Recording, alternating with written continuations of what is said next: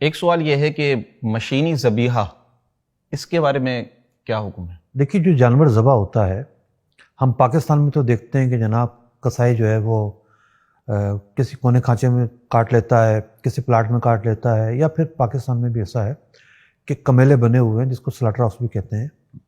قانون تو یہی ہے کہ کمیلوں میں جا کے کاٹے، لیکن جانور بڑا ایزیلی کٹ جاتا ہے۔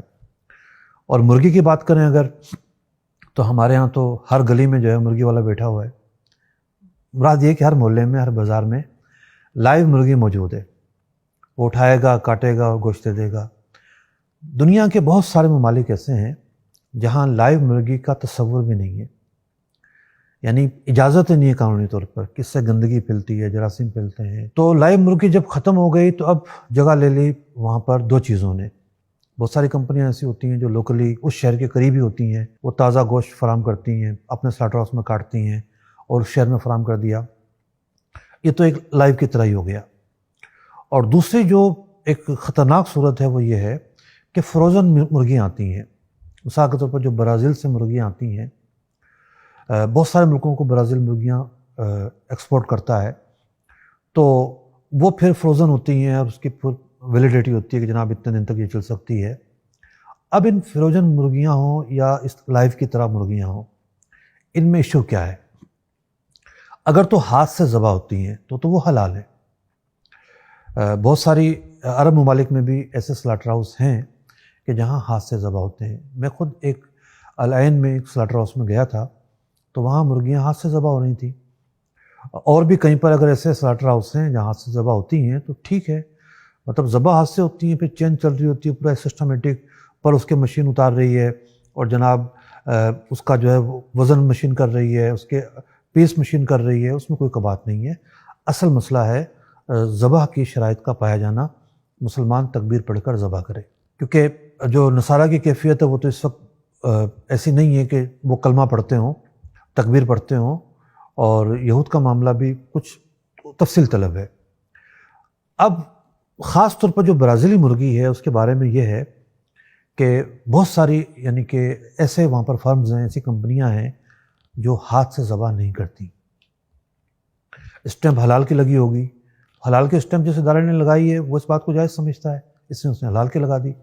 لیکن پاک و ہند کے جو علماء ہیں، میں نے نہیں پڑھا کہیں بھی یا نہیں سنا کہ پاک و ہند کے علماء میں سے کسی نے یہ کہا ہو کہ جو مشین کا ذبیحہ ہے وہ حلال ہے۔ تو جو مشینی ذبیحہ ہے، بلیڈ نے اگر اس کو مارا ہے جانور کو اور گردن الگ کی ہے یا ذبح کیا ہے بلیڈ نے، ہوتا یہ کہ ایک ساتھ سینکڑوں مرغیاں لگی ہوتی ہیں اور ایک بلیڈ آتا ہے اور اس کو ذبح کر دیتا ہے، یہ مشینی ذبیحہ کی صورت ہے۔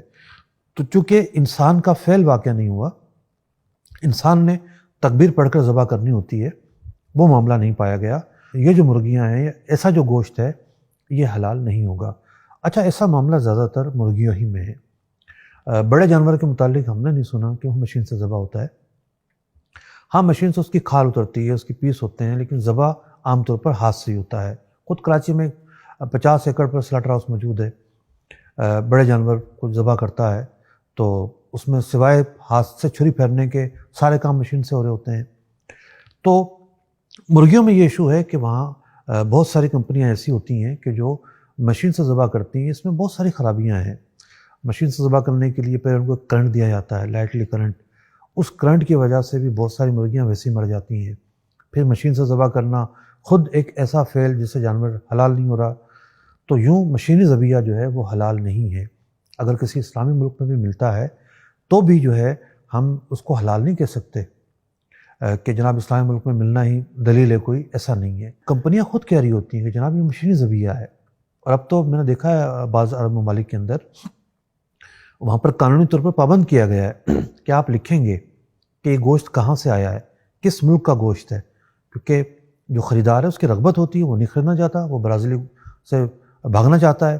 بڑا مشہور ایک پروڈکٹ ہے وہاں پہ، بڑے لوگ برگر شرگر کھاتے ہیں جا کے، تو اس کے بارے میں پوچھیں ذرا ان سے کہ جناب آپ کی جو یہ مرغی ہے کہاں سے آتی ہے، تو وہ بتائیں گے کہاں سے آتی ہے، خود بتاتے ہیں وہ تو باقاعدہ لکھا ہوتا ہے کہ یہ فلاں ملک کی مرغی ہے، یا بکرا صومالیہ کا ہے، یا فلاں ملک کا ہے، یا فلاں ملک کا ہے۔ تو بہت سارے جگہوں پر لوگوں نے آویزہ کیا ہوتا ہے اور وہاں ایک قانونی طور پر بھی پابند کیا گیا ہے۔ تو یوں تحقیق کرنا ضروری ہے۔ گوشت کا معاملہ دیگر چیزوں سے مختلف ہے. جو عام چیزیں ہیں اس میں ہم پر تحقیق واجب نہیں ہے. مثال کے طور پر لنڈے کے کپڑے ہیں، انگریزوں کے یہاں سے آئے ہیں جناب، پتہ نہیں پاک ہوں گے کہ ناپاک ہوں گے. اب ہمیں پتہ ہے کہ کس انداز سے وہ رہن سہن ان کا ہے، لیکن علماء نے بیان کیا کہ ایسی اشیاء میں اصل اباحت ہے، طہارت ہے، بغیر کسی ثبوت کے ہم ناپاک نہیں کہہ سکتے. یہ ایک اصول ہے.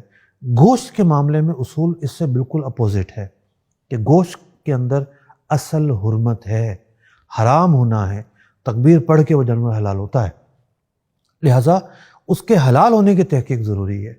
پاکستان کے اندر تو ایسے حالات نہیں ہیں، یعنی مشین ذبیحہ نہیں ہے، کوئی ایسا مشکوک گوشت مارکیٹوں میں عام طور پر نہیں بکتا. لیکن بہت سارے مسلم ممالک ایسے ہیں کہ جہاں پر ملا جلا رجحان ہے. اور مجھے امریکہ سے ایک صاحب نے کسی کمپنی کی ای میل فارورڈ کی جو اس نے اس کمپنی کو بھیجی تھی کہ بھائی آپ جو ہے آپ مرغیاں سپلائی کرتے ہیں. ایک پوری چین تھی وہ، اس چین کا پاکستان میں ایک اور برانڈ کا کام ہے، گوشت کا کام تو نہیں ہے. تو کہنے لگا کہ جی آپ کیا کرتے ہیں؟ تو انہوں نے کہا کہ جی ہم تو مشین سے ذبح کرتے ہیں، ہاتھ سے ذبح نہیں ہوتا ہمارے یہاں. لیکن پھر بھی وہ اس کو حلال کہہ کر بیچ رہے ہوتے ہیں.